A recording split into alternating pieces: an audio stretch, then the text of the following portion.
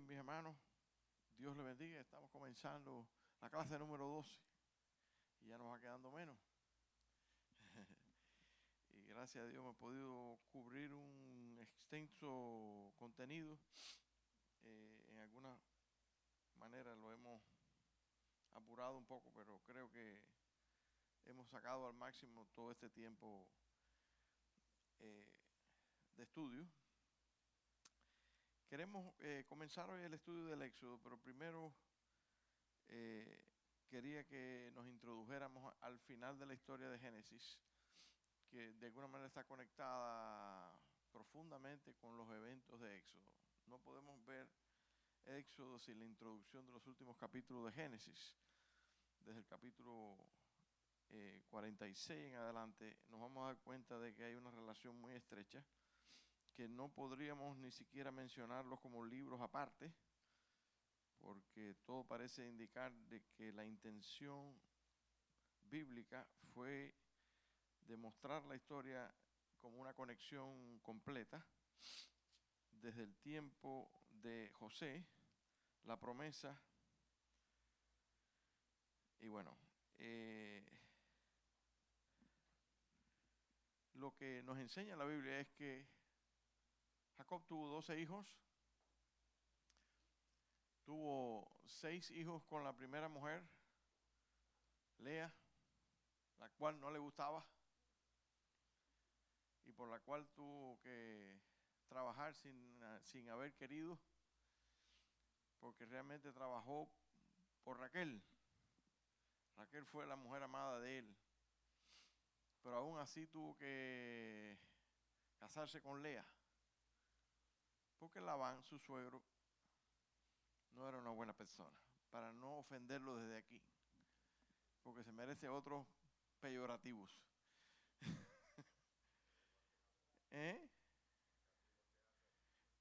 Bueno, Jacob o sea, vamos a perdonar la vida a Labán por el hecho de que Jacob no era menos que él de inteligente.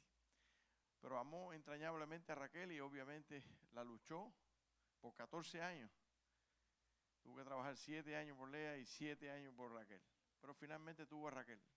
Raquel, sin embargo, no podía tener hijos. Y por eso los primeros hijos que tuvo Jacob fueron con Lea. Pero finalmente Dios bendijo a Raquel y le dio 2 hijos que fueron José y Benjamín, los únicos hijos que tuvo. Luego las 2 dejaron de tener hijos. Me imagino que no es para menos, después de tantos hijos, ¿verdad?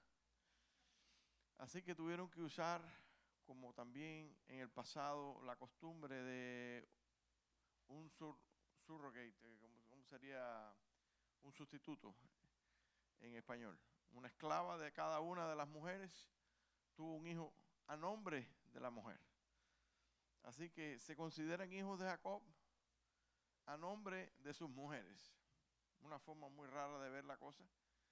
Algunos hombres abogarían por este sistema hoy, pero nosotros cristianos desechamos esto completamente y lo combatimos, porque de verdad que es al borde de la inmoralidad.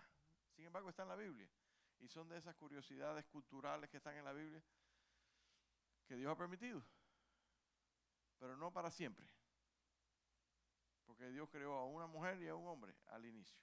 No ha habido cambio no ha habido variación en base a esa ley. Y por supuesto, cuando la iglesia es introducida, esto es una condición importante, incluso para los líderes de la iglesia. Todos los líderes de la iglesia deben ser capaces de mantener una sola mujer. Aunque sabemos que la poligamia sucedió en el Medio Oriente y en otras regiones por mucho tiempo. Así que ahí están los 12 hijos de Jacob, que luego se convirtió en Israel y que fue el padre de una gran nación. Esto es lo que surge en Egipto. José logra tener un puesto muy importante, el segundo del reino en Egipto, por causa de su habilidad y por la gracia que Dios le dio. Y por supuesto aquí empieza la bendición de Dios. Lo que pudo haber sido una gran desgracia por causa de la maldad de esos hombres, Dios lo transformó por causa de la promesa en una bendición. Y José era el hombre elegido, no solo porque tenía las habilidades que Dios se las había dado finalmente, sino porque fue capaz de perdonar. José nunca le tomó en cuenta a sus hermanos su pecado. Obviamente los confrontó, porque es lógico, el pecado no es, si usted no confronta el pecado es indulgencia. Hay dos cosas que hay que hacer con el pecado: confrontarlo y perdonarlo. Las dos cosas son posibles y no entran en contradicción. Si usted dice, no, vamos a perdonarlo, pero no lo confronta, eso es pecado también. El pecado no se puede dejar impune, hay que confrontarlo. Y eso hizo José. José confrontó el pecado de sus hermanos, los llevó a un punto en que ellos tuvieron que arrepentirse de su pecado, pero luego los perdonó. Y una preocupación que tenían ellos acerca de que cuando el padre muriese, él podría tomar alguna represalia e incumplir sus promesas, pues no sucedió. Al final, en el capítulo 50 del libro de Génesis, José confirma que él va a proveer para sus hermanos y que nunca los va a desamparar. O sea que José fue un hombre excepcional, vivió muchos años, por cierto, y damos gracias a Dios porque él fue el instrumento que Dios usó para poder encaminar a este grupo de salvajes, que si usted ve la vida individual de cada uno de ellos no merita mucho esfuerzo. Esto es lo que yo sigo diciendo que es tan importante en la gracia. Dios no elige a personas perfectas. Nunca lo va a ver. En la historia de la Biblia no hay perfectos. Ninguno de los que Dios eligió fue perfecto. Todos tenían algún problema.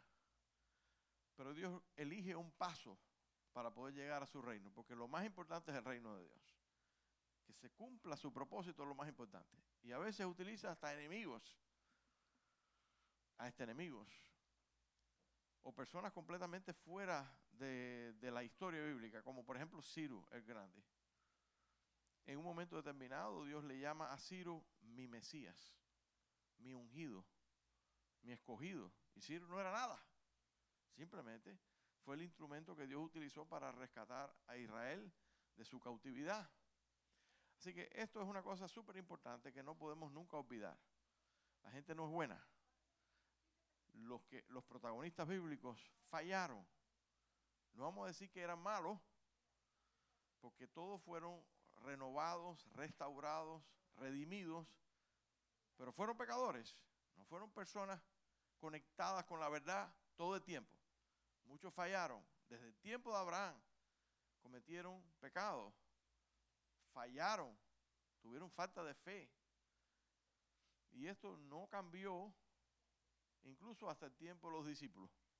Hasta el tiempo de Jesucristo hemos tenido el mismo patrón de personas que fallan. Así que si usted se ha sentido incapaz de servir en la obra del Señor en algún momento determinado, piense en la historia bíblica. Si Dios lo ha elegido usted para servir, no piense en su pasado como algo que lo descalifica, porque lo que le califica a usted es la gracia de Dios. Eso lo califica a usted. Es para el beneplácito de Dios que servimos, no por nuestros méritos. No estamos aquí por nuestros méritos. Esto debe de quedar bien claro en nuestra mente. Obviamente el diablo le va a poder poner en su mente ideas fantásticas. Por ejemplo, tú no te lo mereces. Eso es una idea que Satanás generalmente pone en la mente de todos los creyentes.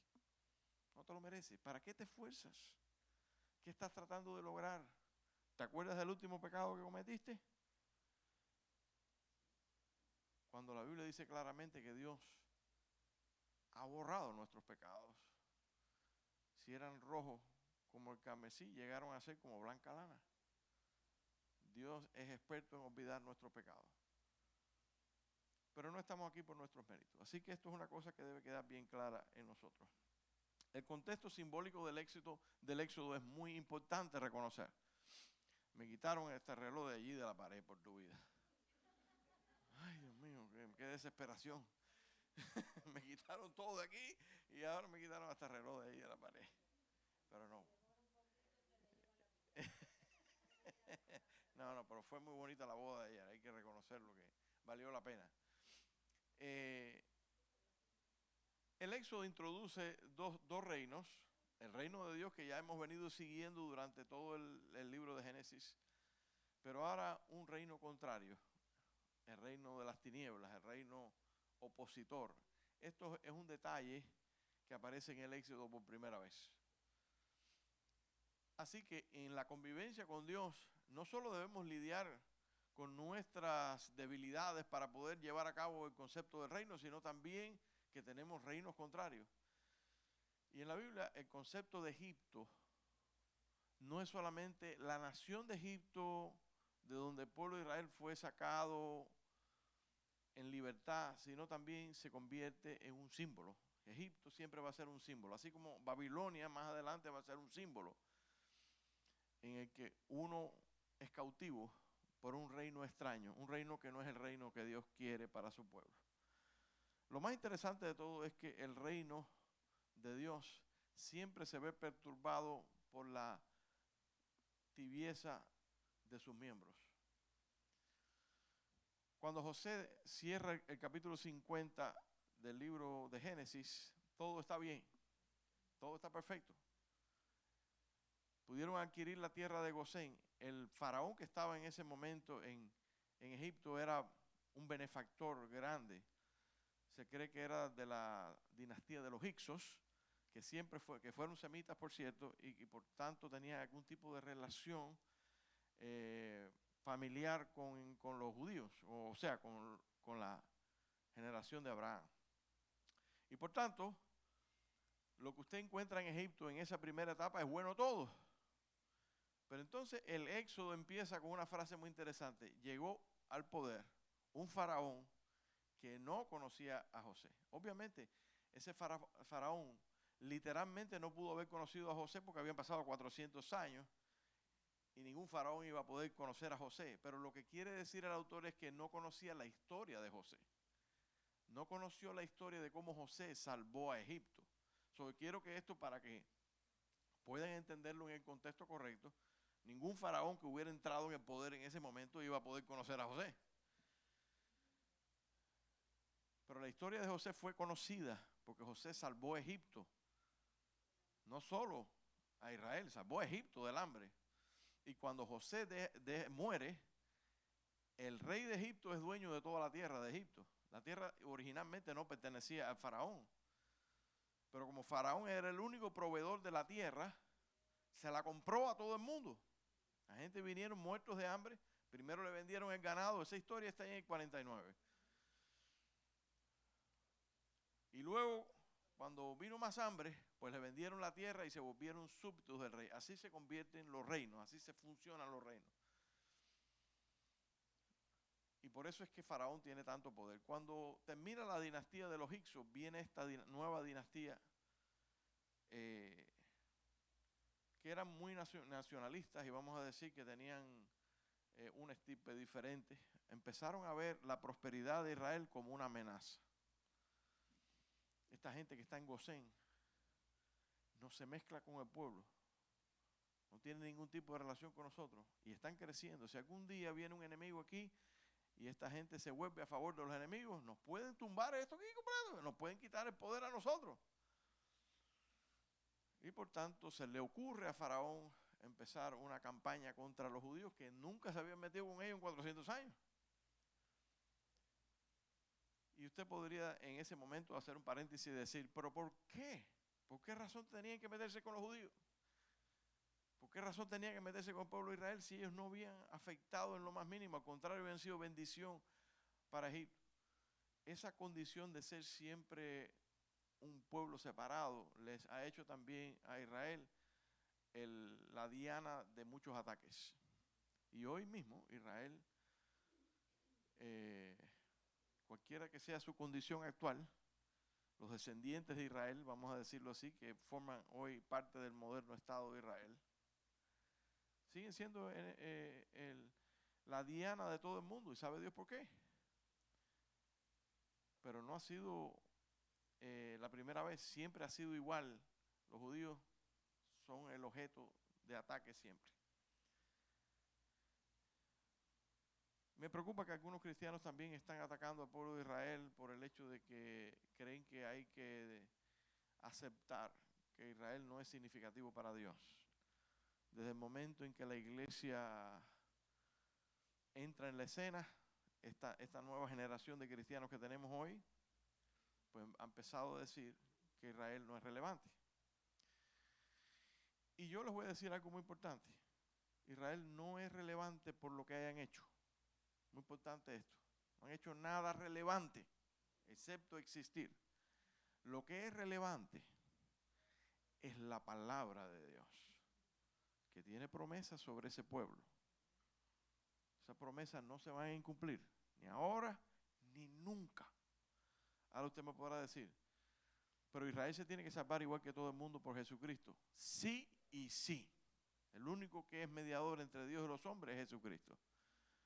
La única fórmula para salvarse es Jesucristo. Israel se salva también por la promesa de Jesucristo. Así que nosotros no vamos a discutir ese asunto. Pero hay promesas específicas para Israel que no se van a acabar. Y toda persona que reclama como pueblo de Israel va a recibir esas promesas. Si usted maldice a ese pueblo, será maldito. No es un privilegio que ellos se han ganado, es un privilegio que Dios les ha dado, diferente. Y por tanto, vivir en contra de Israel por una simple razón de decir, nosotros como cristianos ahora, no nos interesa Israel para nada, es ignorar la mayor parte de la historia.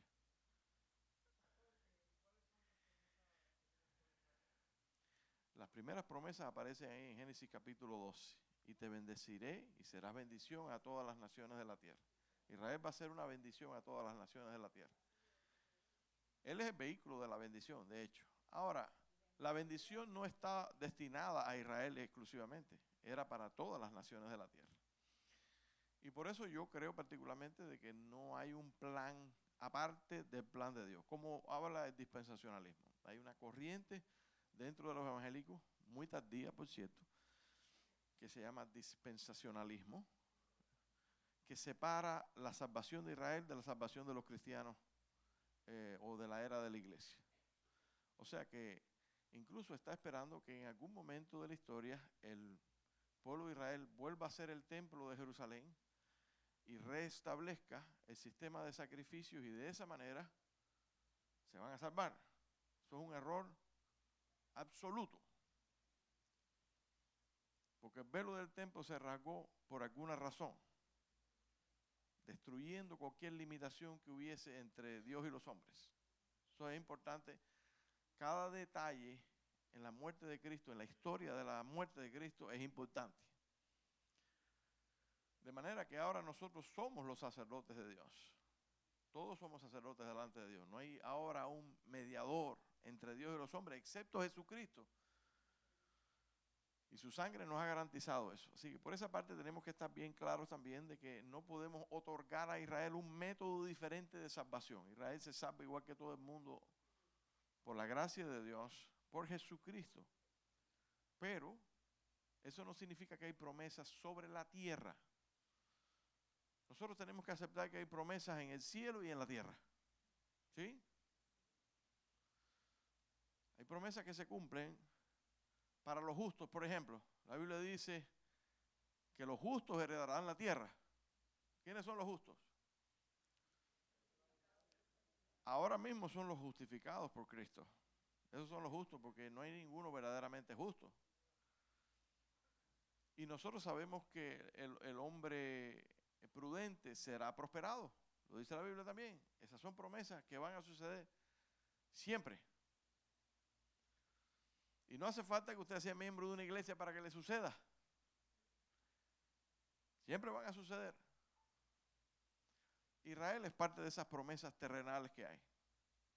Dios se las dio específicamente a ese pueblo y a su descendencia. Y mientras vivan en esta tierra, vivirán bajo esa protección que Dios les ha dado.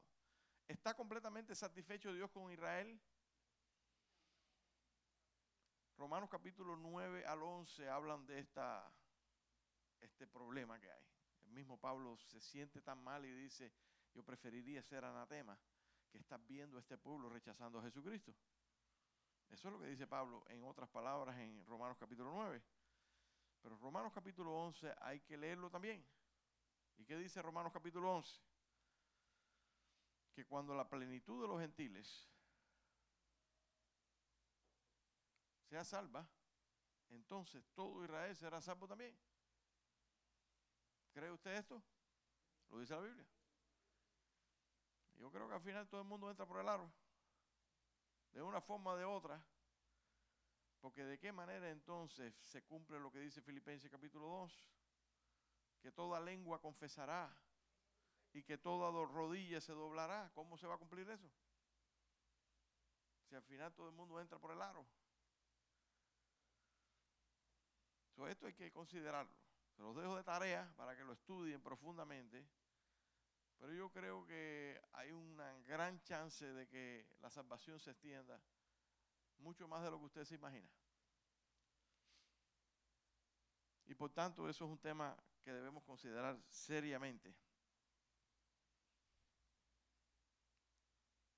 El reino terrenal establecido por los hombres está representado en el simbolismo de Egipto. El reino celestial establecido por Dios con los hombres está en este nuevo reino que va a edificar simbólicamente en el desierto. Todo esto tiene un simbolismo muy importante. Esta historia, recuerden, no es una historia historiográfica, es una historia teológica. Está contada haciendo énfasis sobre aquellas partes o aquellos lugares donde enfatiza lo que Dios está haciendo espiritualmente. En esta instancia comenzamos a ver nuevamente la tendencia que vimos en Caín, cuya vida se centró en sí mismo y en los reinos de este mundo. Curiosamente, la tentación de Satanás en Jesucristo, ¿a qué se debió? ¿O cuál fue el enfoque de esta tentación? ¿Se recuerdan qué fue lo que le ofreció Satanás a Jesucristo? Los reinos de este mundo. ¿Le parece a usted que eso es coincidencia? Todo está conectado, todo está conectado. Desde Caín está todo conectado. Caín prefirió los reinos de este mundo. Sin embargo, los descendientes de Set empezaron a invocar el nombre del Señor. Hay una tendencia clara a establecer los reinos de este mundo y el reino de Dios. Es una competencia que hay, vamos a decirlo en esos términos. El simbolismo de este reino lo veremos de manera clara en Faraón, que se convierte en un símbolo completamente establecido en el Antiguo Testamento. La nueva dinastía no conoce a José y por esta razón vamos a encontrar nuevamente la tensión resultante después del avance del reino, donde la elección pone a Israel en el epicentro de las operaciones del reino. A partir de ahora, ya nos va a costar trabajo poder ver la elección porque ya el enfoque, el zooming que les hablaba la semana pasada, se ha concentrado en Israel, que ya es el elegido, así que asume la elección. Este primer paso de los patrones que vimos, por cierto, ¿cuántos se acuerdan de los patrones? Porque lo hemos hablado toda esta semana. El primer patrón, ¿cuál era? Elección. Después, rechazo. Después, intervención. Y después, avance del reino. Ahora, como estamos dentro de Israel completamente, ya no estamos viendo el mundo solamente, sino Israel, Israel, Israel. La elección se va a dar por sentado. Y vamos a ver que el patrón cambia en los otros tres aspectos: rechazo, intervención y avance del reino.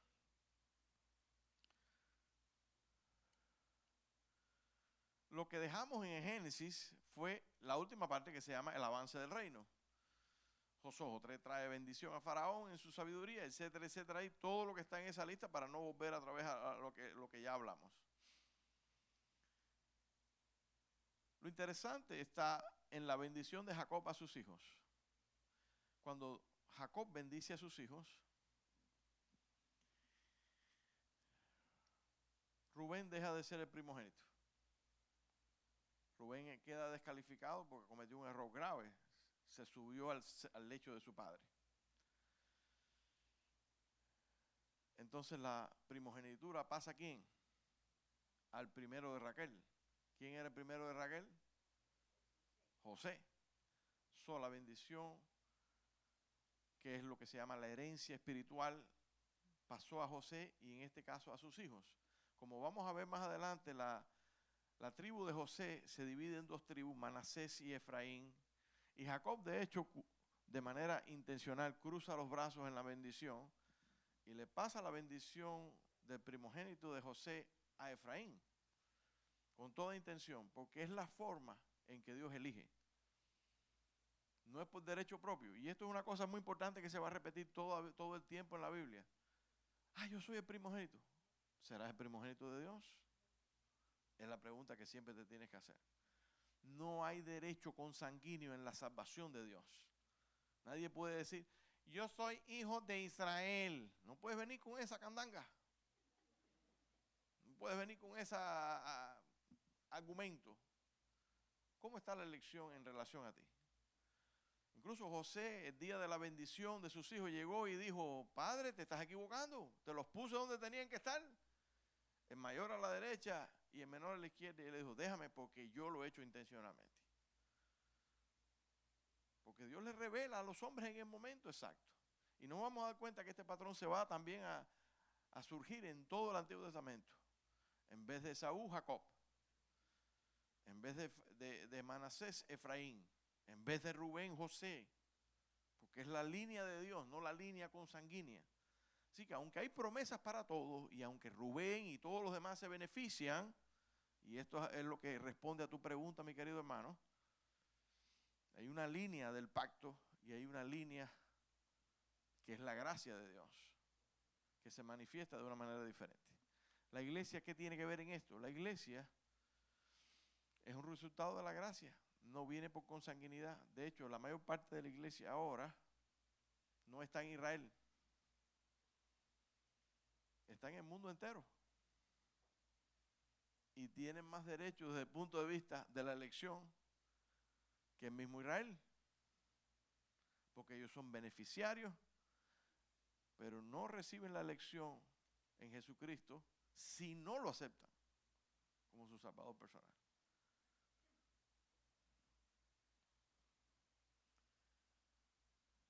Así que la elección permanece, ya que la historia se centra en Israel. Por causa de la elección, Dios se acordó del pacto. Y esta es una frase que vamos a ver continuamente, Dios se acuerda, Dios se acuerda. Y alguno podría decir, ven acá, pero Dios tiene algún problema de memoria. Pero esta es una forma antropomórfica de hablar de Dios, como generalmente pasa en toda la Biblia. La Biblia está escrita en un término para que usted pueda entenderlo en sus propias palabras. A Dios no se le olvida nada, pero da la impresión para el hombre de que como ha estado ausente por un rato, cuando entra en la escena es como que se acordó. Esa es la opinión del hombre. Dios no se olvida de sus pactos. También habla de que Israel estaba muy tranquilo en Egipto y en algún sentido se había olvidado de Dios. Ustedes se dan cuenta que en esos 400 años Israel no ha hecho nada relevante en relación a su reino con Dios, a su participación en el reino con Dios. No se dice que tuvieron un culto a Dios definido. No se dice que han tenido ningún progreso espiritual. Y por tanto, cuando viene el desafío de los reinos de este mundo, Verbigracia, Egipto, empiezan a clamar y a gritar, como generalmente pasa. Cuando uno está tan lejos de Dios, no tiene la confianza suficiente para esperar en Él. Empieza a gritar y a clamar.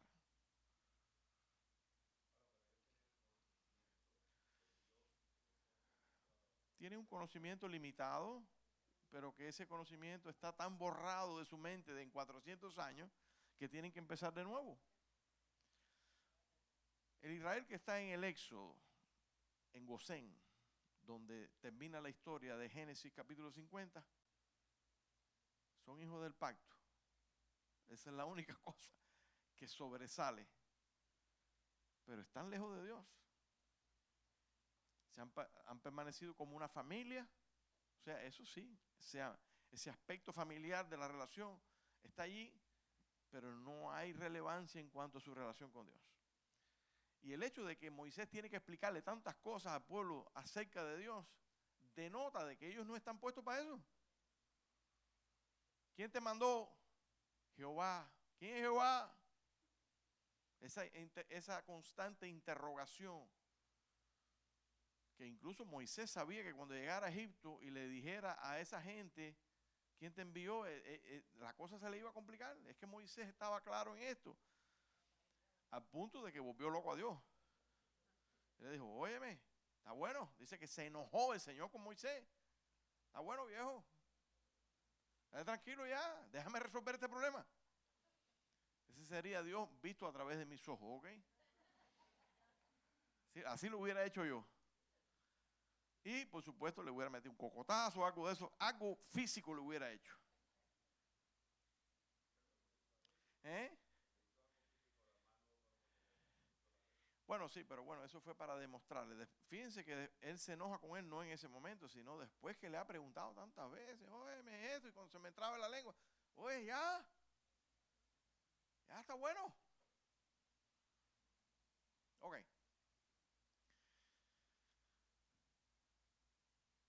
Un punto importantísimo que quería mostrar aquí, que está en la promesa de Judá, que aparece en el libro de Génesis, capítulo 49, pero se le va a uno, si se la dejas pasar, se te va. Cuando Dios bendice a todos sus hijos, el cuarto hijo, ¿quién es? Judá. Y a Judá le da una promesa que dice que el cetro nunca se apartará de tu familia. Eso le da una promesa real a Judá. Y uno dice, ¿qué tiene que ver esto? Pero entonces le dice, hasta que venga Shiloh. Hasta que venga Shiloh. Y ese ha sido el enigma más grande que hay en el Antiguo Testamento. ¿Quién es Shiloh? Porque si usted no lo traduce en el contexto que hay, lo que va a entender es una frase que parece la de una ciudad. Hubo de hecho una ciudad llamada Shiloh. Pero la frase es una contracción de Asher Lo, que quiere decir el que es el verdadero dueño del cetro. O sea que no dice que es Jesús, pero ¿quién más es el verdadero dueño del cetro? Que se llama también el león de la tribu de Judá. León de la tribu de Judá. El versículo, en el capítulo 49, cuando aparece el versículo 10, dice claramente, tú serás como el león. El cetro no se apartará de Judá, ni de entre sus pies el bastón de mando, hasta que llegue el verdadero rey, quien merece la obediencia de los pueblos. Miren esto, quien merece la obediencia de sus pueblos. Obviamente la idea de que Shiloh es una ciudad queda descartada por el contexto completo. Y por tanto, debemos verlo a los ojos de Ezequiel 21:27. ¿Quién tiene Ezequiel 21:27 y lo puede leer?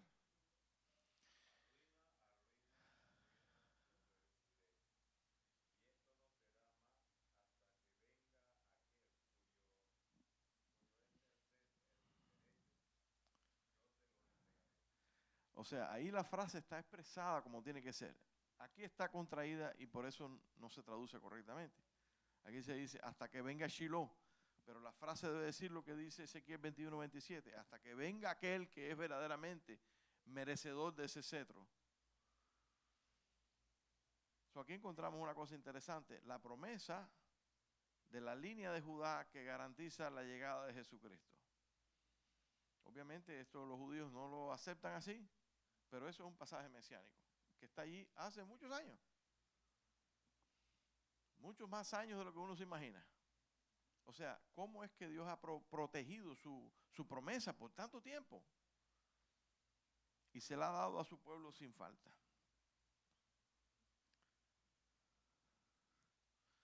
Luego viene el rechazo, que es normalmente típico en la prueba.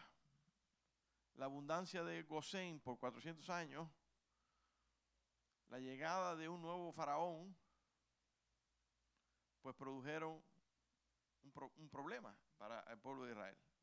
Tan tranquilos que estábamos aquí, no nos habíamos metido con nadie. Pero esa es la relación que Dios quiere que tú tengas con Él. Hay muchos cristianos que quisieran tener una relación muy pasiva con Dios, que no les pase nada. Si usted le hace una entrevista a este tipo de cristianos, yo espero que no haya ninguno de ustedes aquí que sea de esa característica. Ruego a Dios que sea así. Pero tú le haces una entrevista a esos cristianos y ellos te dicen, Yo estoy aquí en la iglesia para que todo me vaya bien, para que haya paz, para tener prosperidad. O sea, sin mayores responsabilidades. No quiero responsabilidades. Lo que quiero es que Dios me proteja. Esto es un pacto que va en dos direcciones. ¿Qué has hecho tú por Dios? No es que Dios necesite nada, pero es importante de que si esta es una relación simbiótica y recíproca, usted haga algo por Dios. Y Dios quiere que usted extienda su reino, no que se quede en usted, que fue problema básico de Israel. Se quedaron con el reino para ellos. Y en la época de Jesucristo, eso fue el clímax de su problema. Israel en tiempo de Jesucristo no quiere que nadie conozca. Y por eso Jesucristo se queja de que los fariseos, una de las técnicas que tenían era hacerle la vida un yogur a sus prosélitos. Dice, mueven cielo y tierra para crear un prosélito, después lo hagan más hijos del infierno que lo que era antes. Esa era la técnica de Israel en ese momento. O sea, crearon un nacionalismo barato en el que Dios es de ellos nada más. Y hoy actualmente yo creo que ese es el problema fundamental de Israel. Israel no es una nación que predica su creencia. No quieren que nadie se meta en la religión de ellos. No quieren. Entonces nosotros nada más. Y haciendo esto, incumplen la promesa de Abraham. La promesa de Abraham de Génesis capítulo 12. Y te bendeciré para que seas bendición a todas las naciones de la tierra. Esa es la idea. ¿Quién eres tú? No, porque Israel son las niñas de sus ojos. ¿Para qué? Para ver el mundo. No para verlos a ellos. Eso es un punto súper importante que no puede pasarse por alto. Israel es un instrumento, no un fin en sí mismo. ¿Qué objetivo tiene? Que Dios tenga un fin en un grupo que no es ni mejor que nadie. Eso es un punto importante que viene a colación. Obviamente nos tenemos que ir, pero seguiremos la semana que viene. Quiero que ustedes entiendan de que la idea de la elección reactiva todo pacto que Dios hace con su pueblo, aun cuando ellos no lo merezcan. El pueblo clama, finalmente clamaron a Dios. Recuerden qué hace Dios cuando el pueblo clama. Todo aquel que invocar el nombre del Señor será salvo. Eso es una mecánica que no falla. Y aun cuando ellos no se lo merecen, si claman a Dios, Él los oye del cielo.